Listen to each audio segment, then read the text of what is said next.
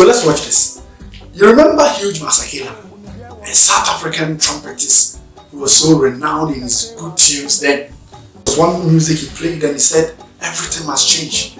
You know, he was calling for so many things to change, but his focus was on governance. He was mentioning Robert Mugabe, yes, that old Robert Mugabe, that late man. He was talking about Julius Savimbi. He was calling on Charles Taylor because of the tyranny and the wickedness of their rule that was making people really impoverished in everything that they do. The populace were struggling. Everything they were doing was of challenge. But you see, that same call can be repeated today. You know why? Because there are so many things within the African continent and in our nations that is making us to believe that so many things must change. Do you know why? Africa is adjudged to be the youngest population globally, which means we have a younger population with higher level of productivity. But here is the case, we have a challenge of leadership. Our challenges of leadership has gone to the fact that so many of our leaders are old, they are suffering from dementia, and as a result, they are unable to think through and to do the right thing for us.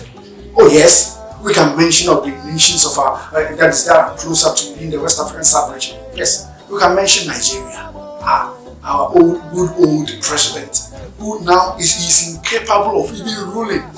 Well, we have heard of the wife and the vice president are the ones who are even ruling. He's not even in Nigeria as we speak, he's in London. We can even talk about Ghana, our own president. You see, the old man is home, and sometimes you see him sleeping during conferences. And that is not a subject matter we can rule out, because they are the ones who are supposed to do the policies and make people feel better. Now let's go to Cameroon. Their president was invited for a program in the US and see what the Pourquoi je suis en vedette?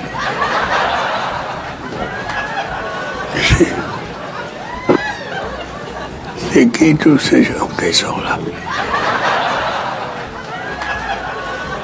Pourquoi je peux demander ça? Est-ce qu'il y a des gens importants?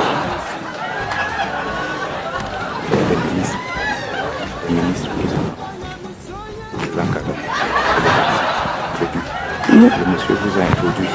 Avec monsieur qui vous a introduit. Je dois parler maintenant.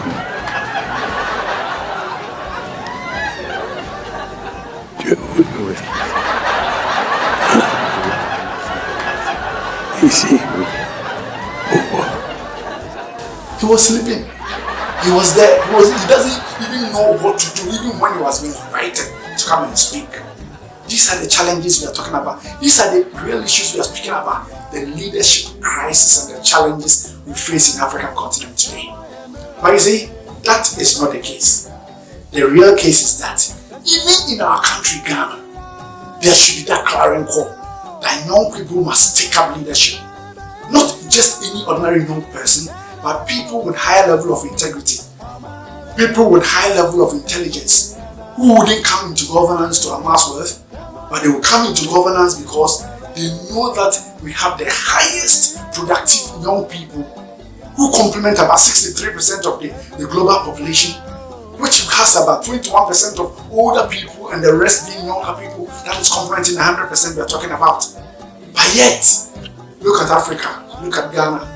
The challenges are not ending. Every time and then there is an issue here and there.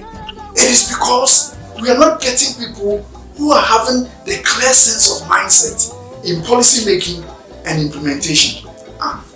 Because of dementia, someone will promise you a very good thing during campaign, but when it comes to the real election, he has forgotten, so nothing will be done. Oh yes, your guess is as good as mine, but I'm not going to mention any name. I am talking about an advocacy where we can change the system and the trends to favor the young people of Ghana and the rest of Africa as a whole. I believe we can do that, and the advocacy starts from today. It starts from today because even in Ghana, as we speak, the NDC are preparing for their presidential election, and some are even saying that they've already chosen one in the person of President John Mahama. Well, how old is he? when you have a leader who's old and senile, he has no business continuing to be leader. It doesn't matter whether it's Africa or wherever.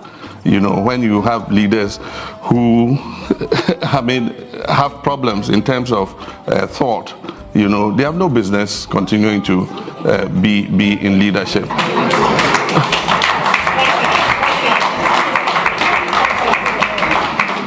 And especially when you have a population, a continent as youthful as Africa. 60% of the population of Africa is young. And so, I mean, why would you have 80-year-old and 90-year-olds, you know, still... I was going to say they should be home looking after their grandfather, their grandchildren, but I recently became a grandfather myself, so... I remember the fact that he has already served the first term and we want to go for 8 years. How would he be during his second term? That's where the problem comes from. Now let's move to the governance, those who are in room today. The vice president is in contention. Alan Shamantin Honorable is also in contention. And the other 4 people are complementing the 6 people who are chasing for this race. All of them have gone beyond their age 60 years. So, in effect, when you give all of them an opportunity for 8 years, all of them are adding up to the same level of challenge that we are facing today. So, what must we do? Let us encourage young people. We have very enthusiastic young people, very intelligent, and who are willing to work for Mother Ghana in Africa for us to attain what we are supposed to be.